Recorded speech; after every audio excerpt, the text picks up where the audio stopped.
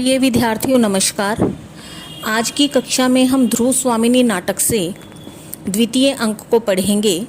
मैं पहले ही आपको बता चुकी हूँ कि ध्रुव स्वामिनी नाटक का कथाक्रम 3 भागों में है, यानी 3 अंक है।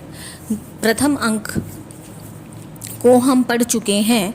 अब हम दूसरे अंक के कथाक्रम में ध्रुव स्वामिनी नाटक की कथा कैसे आगे बढ़ती है और उसमें क्या है, यह सब हम जानेंगे और समझेंगे। प्रथम अंक का थोड़ा सा मैं आपको अंतिम दृश्य बता रही हूँ कि क्या हुआ था। प्रथम अंक के अंतिम दृश्य में हमने देखा कि रामगुप्त, जो कि एक कायर राजा है, शकराज से युद्ध ना करके अपनी पत्नी को शकराज के पास भेजने के लिए तैयार हो जाता है। और जो उसका भाई, छोटा भाई चंद्रगुप्त है, जो कि ध्रुव स्वामिनी से प्रेम करता है, वह ध्रुव स्वामिनी के आत्मसम्मान को बचाने के लिए कहता है कि वह ध्रुव स्वामिनी को शकराज के शिविर में नहीं जाने देगा। और अंत में यह फैसला होता है कि चंद्रगुप्त भी नारी का वेश धारण करके ध्रुव स्वामिनी के साथ शकराज के शिविर में जाएगा और वह शकराज से युद्ध करेगा। और यदि वह युद्ध में मारा गया तो ध्रुव स्वामिनी के साथ जो भी हो वह उसकी नियति होगी, लेकिन वह ध्रुव स्वामिनी को के आत्मसम्मान को बचाने के लिए गुप्त कुल के आत्मसम्मान और अपने पिता समुद्रगुप्त की मान मर्यादा को बचाने के लिए भरसक प्रयास करेगा।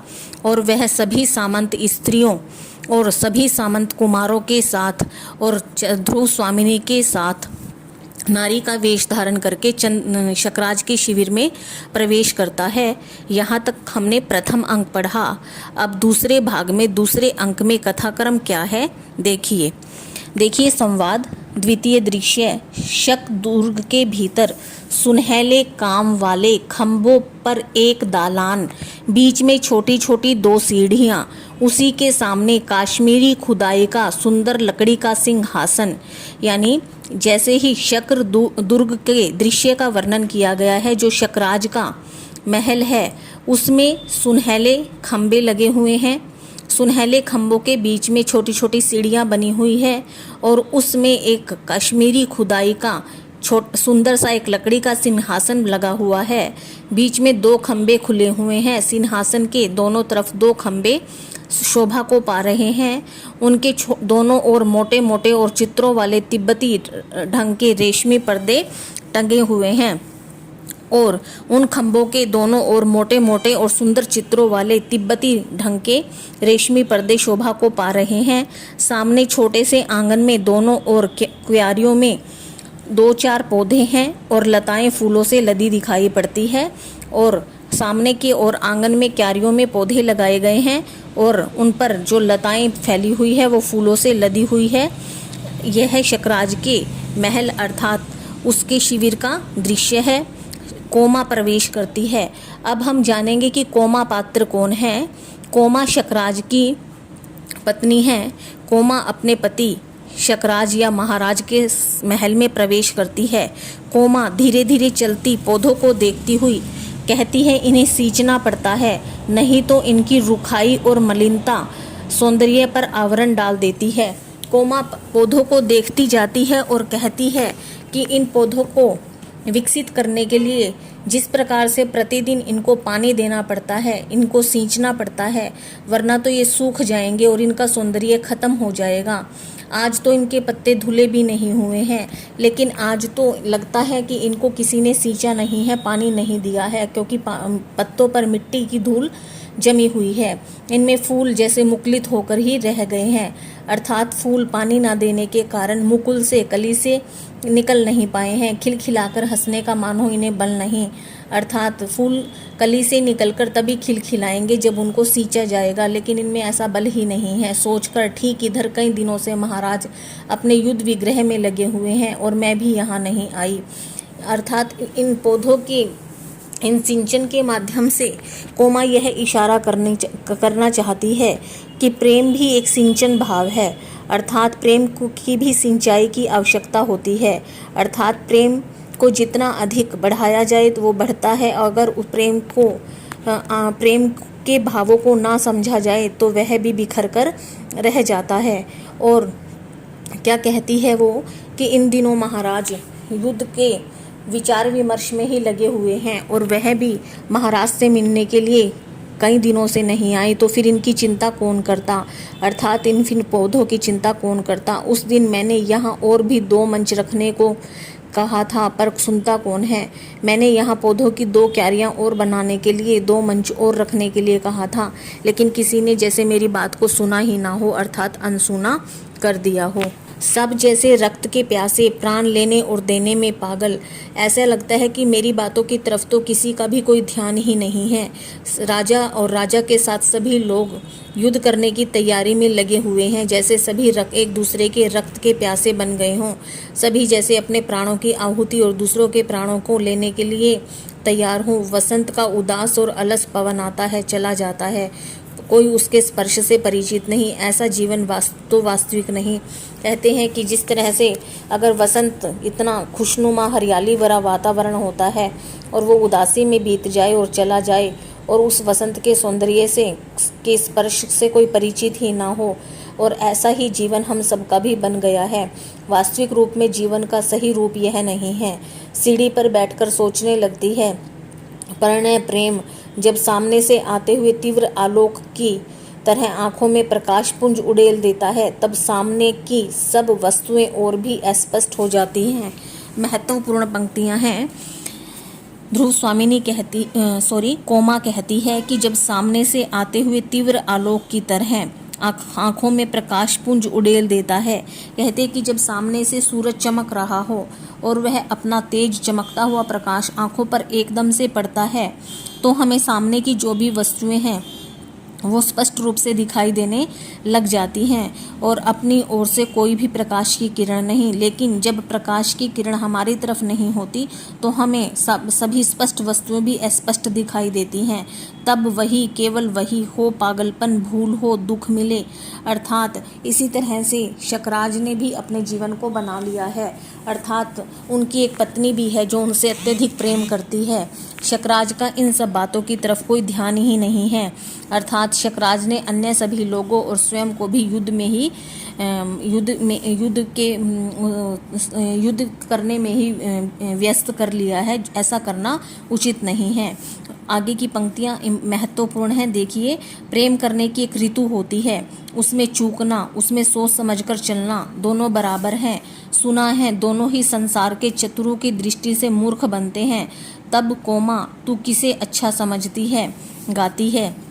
प्रस्तुत पंक्तियों में शकराज के दुर्ग के आंगन में जब पत्नी कोमा का प्रवेश होता है तो वह आंगन में लगे हुए फल पौधों की चिंता करती हुई कहती है और मन ही मन में जीवन में प्रेम करने के उचित समय के बारे में भी सोचती है। वह कहती है कि वह अपने पति शकराज से कितना प्रेम करती है, उसके प्रति पूर्ण समर्पित भी है, लेकिन वह उसकी तरफ बिल्कुल भी ध्यान नहीं दे रहा है। वह कहती है कि यौवन को ही प्रेम करने की ऋतु माना जाता है। कहती है ना कि प्रेम करने की एक ऋतु होती है, अर्थात यौवन की जो उम्र है, यौवन का जो समय सीमा है, वह प्रेम करने की ऋतु होती है।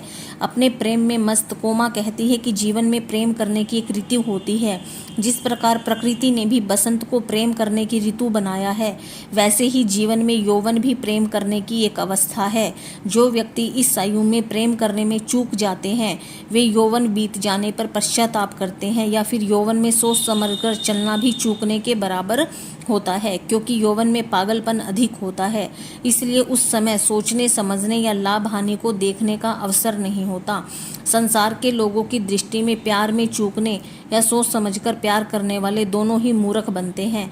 अर्थात इस प्रकार के लोग दुनिया में चतुर मनुष्यों की दृष्टि में मूर्ख समझे जाते हैं।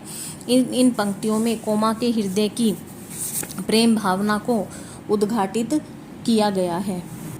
तब कोमा तू किसे अच्छा समझती है और कोमा इन सब बातों पर विचार विमर्श करते हुए गीत गाने लग जाती है। यौवन तेरी चंचल छाया, इसमें बैठ घूट भर पी लूं जो रस है तू लाया, मेरे प्याले में मद बनकर कब तू है छली समाया। अर्थात ऐसा गीत गाने लग जाती है और चुप होकर आंखें बंद किए तन्मय होकर बैठी रहती है। और इतने में शकराज का प्रवेश होता है, हाथ में लंबी तलवार लिए हुए, चिंतित भाव से आकर इस तरह खड़ा होता है जिससे उसने कोमा को देखा ही नहीं। और शकराज अपने महल में हाथ में लंबी तलवार लेकर प्रवेश करता है और ऐसे प्रदर्शित करता है कि जैसे कोमा को वो जानता तक ना हो और कोमा को उसने देखा ही नहीं। शकराज, खिंगिल अभी नहीं आया। शकराज कहता है कि क्या खिंगिल दूत अभी रामगुप्त के दरबार से वापस नहीं आया है? क्या वह बंदी तो नहीं कर लिया गया है? क्या रामगुप्त ने उसे बंदी तो नहीं बना लिया है? यदि वे अंधे नहीं हैं तो उन्हें अपने सिर पर खड़ी विपत्ति दिखाई देनी चाहिए। मुझे तो लगता अगर वो अंधे नहीं हैं, उनको सब दिखाई देता है, तो उन्हें मेरी ताकत का और शक्ति का पता होना चाहिए कि मैं उनके सिर पर कितनी बड़ी विपत्ति, कितने बड़े संकट के समान हूँ, अर्थात उनके राज्य पर चढ़ाई कर दूंगा। सोचकर विपत्ति केवल उन्हीं पर तो नहीं, हम लोगों को भी तो रक्त की नदी बहानी पड़ेगी। और कोमा कहती है कि महाराज, आप संकट की बात केवल उन लोगों पर ही क्यों कर रहे हो? जब युद्ध होगा तो दोनों तरफ से ही रक्त की नदियाँ बहेंगी, अर्थात दोनों तरफ से ही युद्ध होगा और दोनों तरफ ही नुकसान उठाना पड़ेगा। चित्त बड़ा चंचल हो रहा है तो बैठ जाऊं, और उसका मन बड़ा बेचैन हो जाता है और वह बैठ जाता है। इस एकांत में अपने बिखरे मन को कैसे संभाल लूं, इधर उधर देखता है और कहता है, इस अकेलेपन में मेरा मन बहुत अधिक बेचैन है, अपने मन को मैं कैसे संभालूं। अर्थात शकराज के मन में विचार चल रहा होता है कि रामगुप्त उसके संधि प्रस्ताव को स्वीकार कर ले और ध्रुव स्वामिनी को उसके पास भेजने के लिए तैयार हो जाए। वास्तव में उसका मन ध्रुव स्वामिनी को पाने के लिए बेचैन है। इधर उधर देखता है। कोमा आहट पाकर खड़ी हो जाती है और वह इधर उधर देखने लग जाता है और कोमा उसकी आहट पाकर खड़ी हो जाती है। उसे देखकर अरे कोमा, तुम यहाँ हो? कोमा, हाँ महाराज, क्या आज्ञा है? कोमा कहती है कि हाँ महाराज, मैं यही हूँ, बताइए मेरे लिए क्या आदेश है? शकराज संदिग्ध भाव से देखते, आज्ञा नहीं कोमा, तुम्हें आज्ञा न दूंगा। तुम रूठी हुई सी क्यों बोल रही हो? और बड़े ही कोमल और प्रसन्नता से बोलता है, नहीं नहीं कोमा, तुम तो मेरी महारानी हो, मैं तुम्हें आज्ञा कैसे दे सकता हूँ? लेकिन तुम मुझसे ऐसे रूठे हुए स्वर में, नाराजगी भरे स्वर में बात क्यों कर रही हो? कोमा, रूठने का सुहाग मुझे मिला कब? कोमा कहती है कि मुझे तो रूठने का अधिकार ही नहीं मिला। शकराज, आजकल मैं जैसी भीषण परिस्थिति में हूँ उसमें अन्यमनस्क होना स्वाभाविक है, तुम्हें यह भूल न जाना चाहिए। शकराज कहता है कि आजकल मैं कितनी बड़े गहरे संकट में हूँ, अर्थात मैंने रामगुप्त के सामने युद्ध का प्रस्ताव भेजा है और युद्ध नहीं करना चाहता हो तो एक दूसरा संधि प्रस्ताव भेजा है, तो ये सभी बातें मुझे परेशान कर रही हैं। मैं कितनी दुविधा की स्थिति में हूँ और तुम्हें अपनी बातों की पड़ी है, तुम्हें यह बात नहीं भूलनी चाहिए। कोमा, तो क्या आपकी दुश्चिंताओं में मेरा कोई भाग नहीं? कोमा कहती है कि महाराज, क्या आपके दुख सुख में मेरा कोई हिस्सा नहीं है? यदि आप किसी भी कारण से दुखी हैं या सुखी हैं तो उन दोनों में भागीदार होने का मैं भी उतना ही अधिकार रखती हूँ। मुझे उससे अलग रखने से क्या वह परिस्थिति कुछ सरल हो रही है? जिस तरह से आपने मुझे अपनी हर चीज़ से अलग करके रखा है, अर्थात आप मुझसे किसी भी प्रकार के प्रेम, दुख, सुख के भाव अभिव्यक्त नहीं करते हैं। क्या आपके ऐसा करने से जिस परिस्थिति में अब आप हैं, जिस संकट में अब आप हैं या जिस मुसीबत में हैं, क्या वह मुसीबत वो सरल हो जाएगी? अर्थात ऐसा करने से आप केवल मेरा मनोबल घटा रहे हैं और मेरे मन को दुखी कर रहे हैं। महाराज, आपको ऐसा नहीं करना चाहिए। तो प्रिय बच्चों, आज हमने ध्रुव स्वामिनी नाटक से पेज नंबर 24 और 25 को पढ़ा। आप सभी इनको समझ लेंगे और लर्न कर लेंगे। आपकी हिंदी प्राध्यापिका डॉक्टर सुषमा गर्ग, हिंदू कन्या महाविद्यालय जींद। धन्यवाद।